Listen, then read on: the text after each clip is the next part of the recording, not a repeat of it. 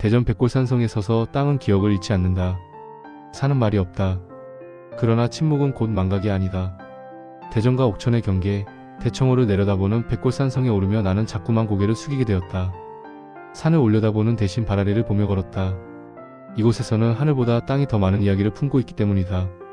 1500년 전 이 산은 피로 젖었고 절규로 울렸으며 젊은 생명 산만을 삼켜야 했다.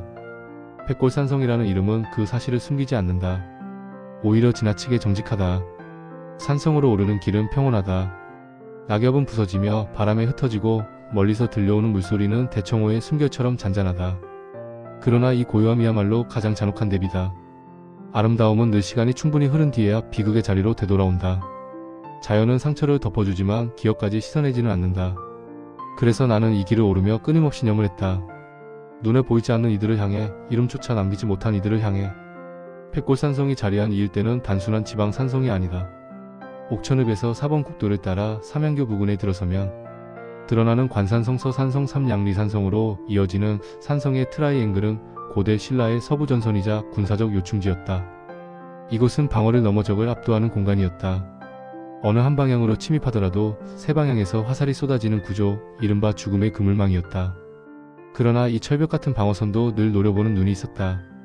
옥천군 군북면의 노고산과 고리산, 노고성과 환산성에 자리잡은 남부여의 군사력은 이 트라이앵글을 뚫기 위해 기회를 엿보고 있었다. 당시 남부여는 사비성으로 천도하며 국력을 회복하려 애쓰고 있었고 신라와의 충돌은 피할 수 없는 운명이었다. 국경은 늘 긴장의 다른 이름이었고 산성은 그 긴장이 연결된 형태였다. 554년 남부여 성왕 32년 성왕의 태자창은 환산성에서 결단을 내린다.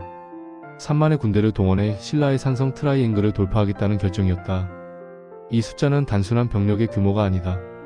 그것은 왕국의 의지였고 청년들의 삶이었으며 남부여가 걸고 싶었던 미래였다. 그러나 전쟁은 늘 상대의 의지만으로 결정되지 않는다. 신라는 이미 대비하고 있었다.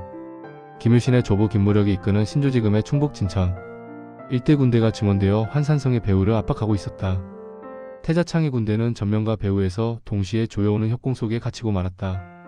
더 비극적인 것은 그 와중에 벌어진 사건이다.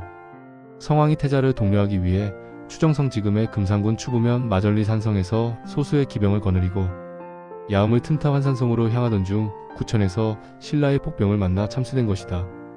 왕의 죽음은 전쟁의 흐름을 단숨에 바꾸었다. 군주를 잃은 남부여 군대는 사기가 꺾였고 슬픔과 혼란이 전장을 뒤덮었다. 바로 그 틈을 노려 김무력의 군대가 환산성 배후에서 급습했다. 태자마저 포로로 잡힌다면 왕조의 운명은 끝장날 수 있었다. 남부여 군대는 마지막 선택을 한다. 태자창의 테러를 확보하기 위해 이름조차 남지 않은 산성 하나를 방패로 삼기로 한 것이다. 그것이 오늘날 백골산성이다. 이 산성에서 벌어진 전투는 승리를 위한 싸움이 아니었다. 그것은 시간을 벌기 위한 싸움, 한 사람을 살리기 위해 3만이 남기로 한 선택이었다. 결과는 참혹했다. 태자창은 간신히 사비성으로 돌아왔지만 백골산성의 남은 군대는 협공 속에 몰살당했다. 젊은 병사들의 몸은 산 아래로 흩어졌고 피는 계곡을 타고 흘러 대청호가 될 자리에 스며들었다. 백골산성 정상에 서서 바라본 대청호는 믿기 어려울 만큼 아름답다. 물은 햇살을 받아 은빛으로 반짝이고 산들은 그 물을 감싸 안듯 둘러서 있다.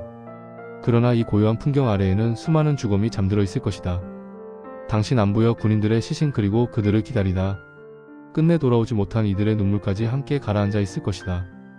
대청호는 기억할까? 이 물이 처음 붉게 물들었던 날을. 백골산은 기억할까? 마지막까지 칼과 창을 놓지 않았던 손들의 떨림을. 역사는 기록으로 남지만 진실은 땅에 남는다. 백골산이라는 이름은 그래서 잔혹하면서도 필요하다. 그것은 망각에 대한 저항이며 죽은 자들이 남긴 마지막 언어다. 늦가을로 접어든 백골산을 내려오며 나는 다시 한번 고개를 숙였다.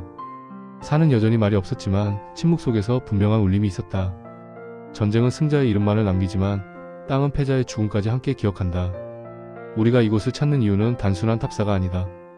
기억을 다시 불러내고 잊히지 않도록 걷는 일이다. 백골산성은 오늘도 그 자리에 있다. 아무 말 없이 그러나 모든 것을 알고 있는 얼굴로. 그리고 묻고 있는 듯하다.